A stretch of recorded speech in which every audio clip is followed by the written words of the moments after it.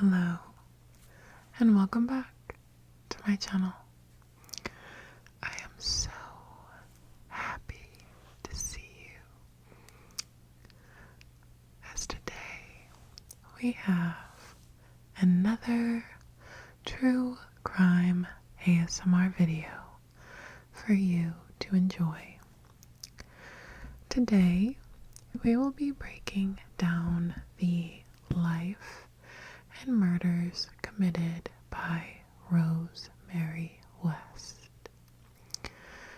Rosemary West was married to Fred West, and the couple had established a residence in Gloucester, UK. And the couple would become two of the most horrific serial killers known to the UK.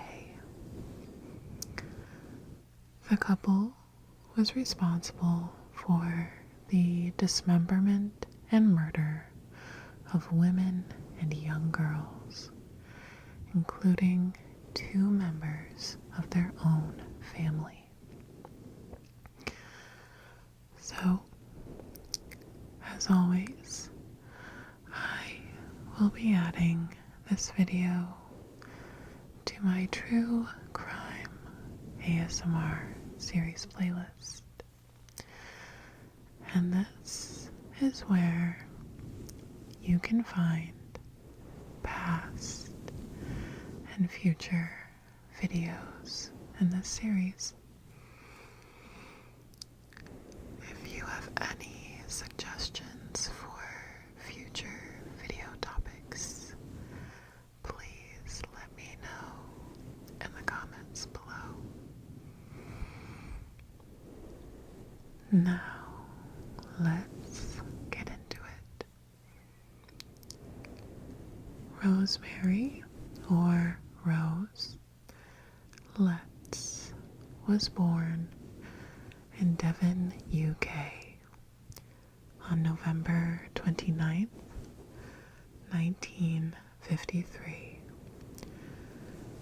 And she was born to Bill and Daisy Letts. Rose's mom, Daisy, was remembered as beautiful, shy, and prone to depression. And Daisy was treated with electric shock therapy. Rose was the result of a difficult pregnancy, with both of her parents suffering from mental illness. Electroconvulsive therapy was administered to Daisy even whilst pregnant, due to her deep depression at the time. Many stating that this caused prenatal injuries to Rose that contributed to her poor school performance and bouts of aggression growing up. Bill and Daisy's marriage was a turbulent one. Bill suffered from paranoid schizophrenia and was prone to violent behavior, and really served as this terrifying dictatorial presence in the Letts home. Bill had been remembered as a superficially charming former naval officer who was obsessed with cleanliness and was known to regularly beat his wife and children for any infractions. It's also been said that Bill had sexually abused Rose in her childhood. When Rose was young, she had experimented with her sexuality, and not the way most people do. Rose was molesting her brothers and raping one of them when he was only 12. Rose would go on to harass the boys in the village too. Rose's mother, Daisy, and Bill's relationship would soon end, with Daisy moving out of the family home and taking Rose with her. Rose would soon decide to move back in with her father again around the same time that she had met a man named Fred West in her teens. Rose's early on exposure to sex and violence came to a new height when she met Fred at a bus stop. Fred West was 27 at the time and was looking for Charmaine, his stepdaughter, when he ran into a teenager named Rosemary West. Rose and Fred would soon become intimate, and Bill, Rose's father, strongly objected the relationship. However, the couple would soon marry and move in together against Bill's wishes. Rose would soon become pregnant. Fred would find himself in prison for a few years for petty fines and theft charges. Rose, now 17 years old, would become responsible for Fred's 8-year-old stepdaughter, Charmaine, and their daughter, Anne-Marie. Rose would go on to have their second child in 1970. Rose had grew to hate Fred's stepchild, Charmaine, due to her rebelliousness. Charmaine would consequently go missing. When asked about Rose, would state that Charmaine had gone to live with her mother and bloody good riddance. Later, the child's mother, Rena West, would come looking for Charmaine, and Rena would unfortunately go missing as well. It's thought that the pressure of caring for 3 children while still a child herself was just a trigger for Rose, and it triggered her violent, erratic tendencies.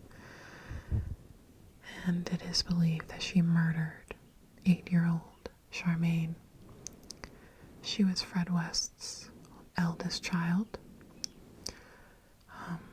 and it's believed that she was murdered in 1971 in one of these outbursts. Whatever the true circumstances, Charmaine had been gone, and as Fred West, was in jail at the time, it's likely that her body was hidden by Rose until Fred's released. He was then thought to have moved the body, removing the fingers and toes.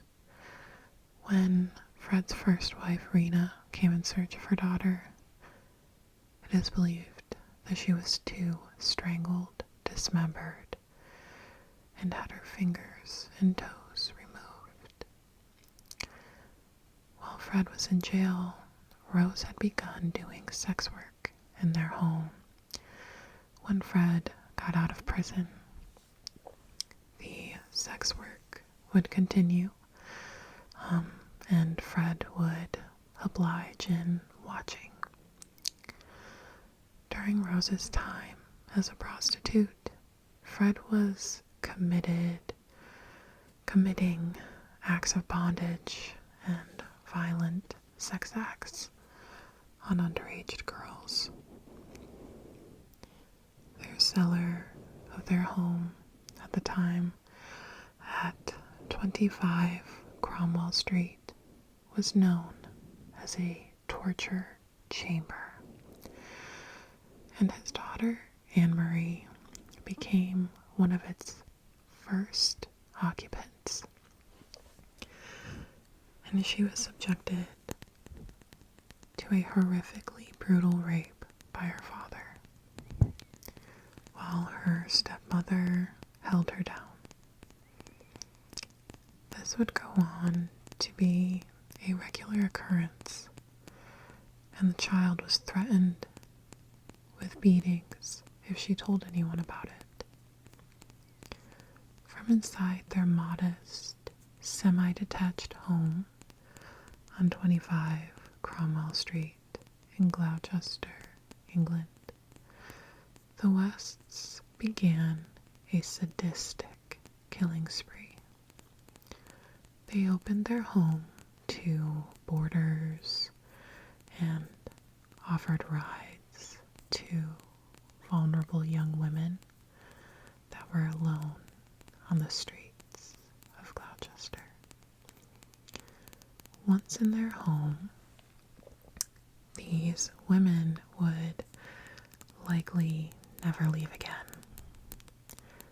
The West's home was of the first serial killer dens to be dubbed as a house of horrors. As Rosemary and Fred West took in renters, they then raped and murdered. As we know from Anne-Marie, the West family included the family's own children, which Fred and Rose would have 2 biological daughters and 1 son, who all faced whippings, rapes, and ultimately murder as well. The behavior extended beyond the family circle when in late 1972, they had hired 17-year-old Caroline Owens as a nanny. She was incarcerated, stripped, and raped, despite threats that she would be killed and buried in the cellar. Owens was able to make an escape and reported the Wests to the police. Charges were brought against them, and incredibly, despite Fred's existing record, Fred was able to convince a 1973 court magistrate that Owens had consented to the activities, and Candace was too obviously traumatized over what had happened to give testimony. The Wests both escaped with only fines.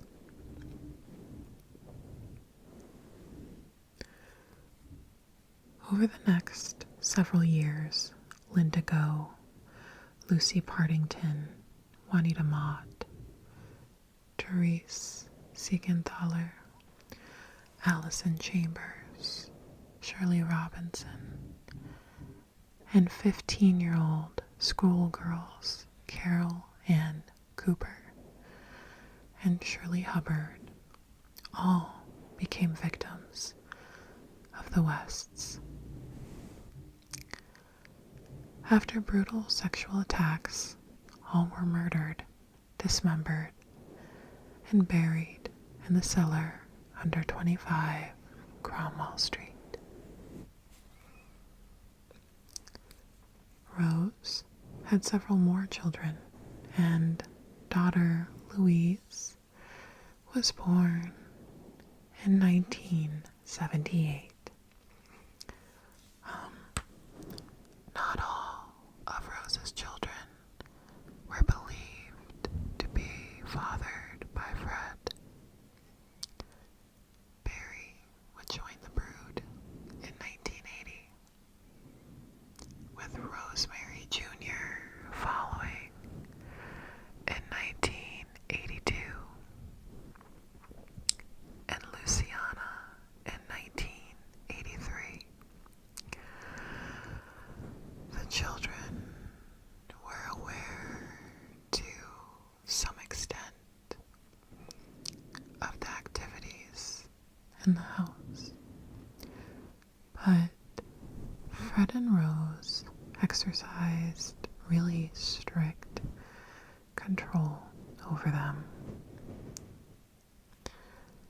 Fred's sexual interest in his own daughters didn't wane either, and when Anne-Marie moved out to live with her boyfriend, he switched his attentions to her younger siblings, Heather and May.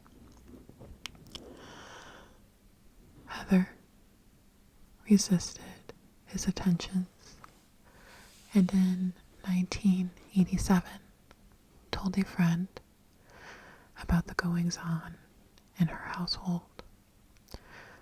The Wests responded by murdering and dismembering her and burying her in the back garden of number 25.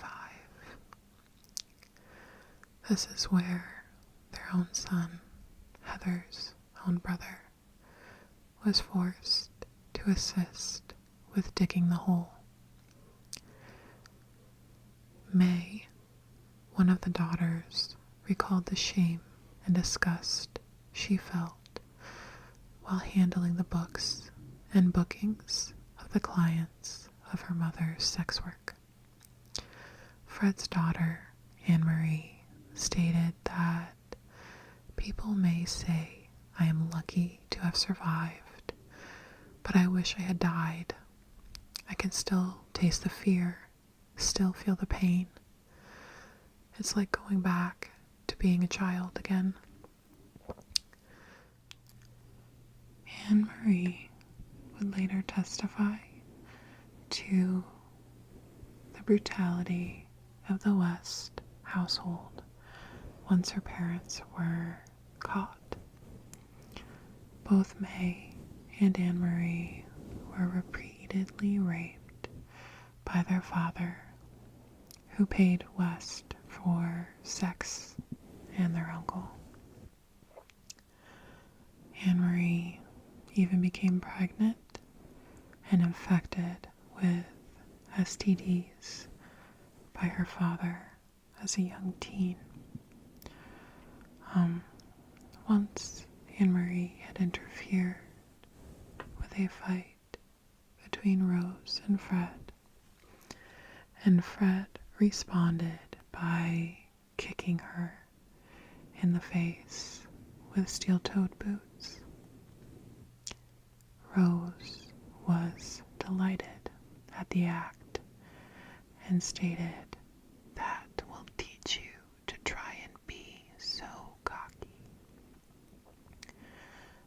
These girls had attempted to confessing to a friend what happened at their house and were removed by social services from the home in 1992, but were too scared to testify, and they were consequently returned to to the West's household. The cellar in the West's home stood as a torture den for the couple, as well as a primary burial ground once the couple's victims were killed. Once this cellar was filled, the remains of Rosemary West's victims were put under the back patio. Behind typical family outings and seemingly normal public life, the West household carried on in this horrifying manner for many years. That was until Heather, the couple's eldest mutual child, disappeared in June of 1987. Rosemary West maintained to interested parties that her 16-year-old didn't vanish. She has not disappeared. She has made a conscious decision to leave. Heather was a lesbian and she wanted a life of her own. It's disgusting. Social workers investigating potential abuse in 1992 alerted the police when the children mentioned fears that they would end up like Heather. Eventually, their activities drew the attention of Detective Constable Hazel Savage, who oversaw a search at Cromwell Street. In August 1992, that led to their arrest. In 1994, police investigated the cellar, the garden, the patio, and beneath the floor in the bathroom, and found the remains of Heather, 8 other females, and the bodies of Charmaine and her mother, Rena. By this time, Fred and Rose West had been operating a sadistic team for the last 25 years. The victims still had restraints and gags attached to them, and one was mummified with duct tape, sporting a straw poked into a nostril, suggesting the Wests gave her enough oxygen to keep her alive while they unleashed their sadism. Most had been decapitated or dismembered, and one had even been scalped. So sad. May recalled when the police came in and began their search in the garden, I felt as if I was entering a dream, because this little girl she was probably so happy that something was finally being done for her. In December 13th, 1994, Fred was charged on 12 counts of murder. He hung himself in his cell while awaiting trial. Rose would go on to trial on October 3rd, 1995. She was later sentenced to life in prison without parole. Rose refused to accept her fate and launched appeals in 1996 and 2000, claiming that variously the new evidence clearing her had come to light And then that huge media interest had prevented her from receiving a fair trial. The 1996 appeal was rejected, and she would drop the later one. She remains incarcerated.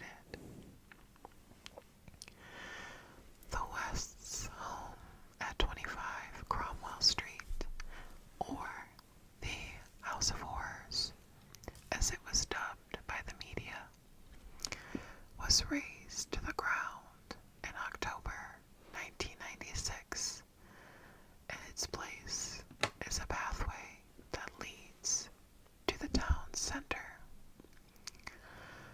Rose was again the focus of media attention in January of 2003, when it was claimed that she was to marry Dave Glover, the bass player of a rock group, Slade. Following courtship via letters, Glover disputed that there was an engagement and said the media attention over his letters to Rose had cost him his position with the band, which it did. Dave Glover was fired from the band in 2003. Now, one big question I had after reading this case was, how was Rose and Fred's kids? How are they today? Rose having 5 children with Fred, and 3 besides that being his stepchildren, so 8 kids total. Rose's youngest son, Barry, lives with the horrors of the day his sister Heather died to this day. Barry stating he saw Rose stomp on Heather's head 5 times and did not stop until Heather remained motionless. Barry would struggle with mental health issues and would soon die in 2020 from an apparent drug overdose. Fred and Rose's daughters, May, would go on to write a book called Love As Always, Mum. And this book was based on the letters Rose had sent to May from prison. In an interview, May expressed concern that her father did not stop killing after the death of her sister Heather in 1987. Just note that they weren't arrested until 1994. Even though no bodies from after 1987 were found on the West property, May stated that Fred kept killing but disposed of the bodies elsewhere because Rose had run out of room in the backyard. Not much is known about Louise West today. As a child, she confided in a friend about the crimes she witnessed her parents committing, hating police and building their case against the Wests. As for their sons, the Wests only had 2 together, the youngest Barry and Stephen, who was born in 1973. Their eldest son, Stephen, had a fairly serious scrape with the law as an adult, or their eldest son, Barry. Their eldest son, Stephen. I'm sorry. He had a fairly serious scrape with the law as an adult and spent 9 months behind bars for a sexual relationship with a 14-year-old. Since his release, he has been divorced twice, and he was last reported to be in a relationship with a new partner whom he shares a child with. Alright, my spooky friends. That is the case of Rosemary West and the UK's own House of Horrors on 25 Cromwell Street. as for my final thoughts, I do believe that Rose's upbringing and the electric shock therapy during her mother's pregnancy was what brought her to be this vicious and deranged and savage, and the list could go on. But her upbringing did affect her, but I don't like when people use this as an excuse. I've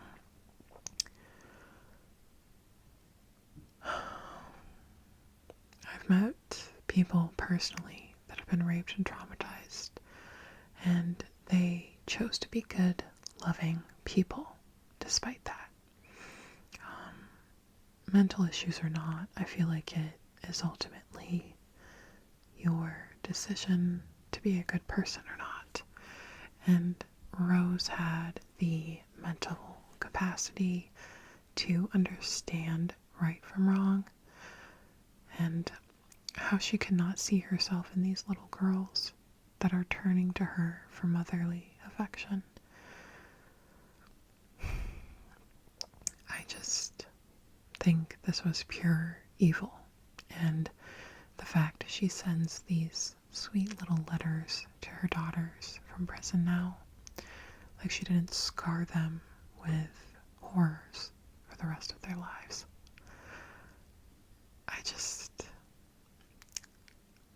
She's a terrible human being, and I'm so happy that she gets to rot in prison. I think it is quite unfortunate Fred was able to commit suicide prior to court, because I believe he should have been rotting there too. But anyway, I feel like my final thoughts are always so heavy, but I'm going to try and leave you on a happy note. Thank you so much for watching and hanging out with me today. I appreciate you for taking the time for yourself, and to choose to spend that time with me is an honor, to say the least. Thank you so much to all who like and subscribe to this channel. I am so appreciative, and I hope that it is felt through these videos. I will, as always, be adding this video to my True Crime ASMR series playlist, where you can find past and future videos in this series.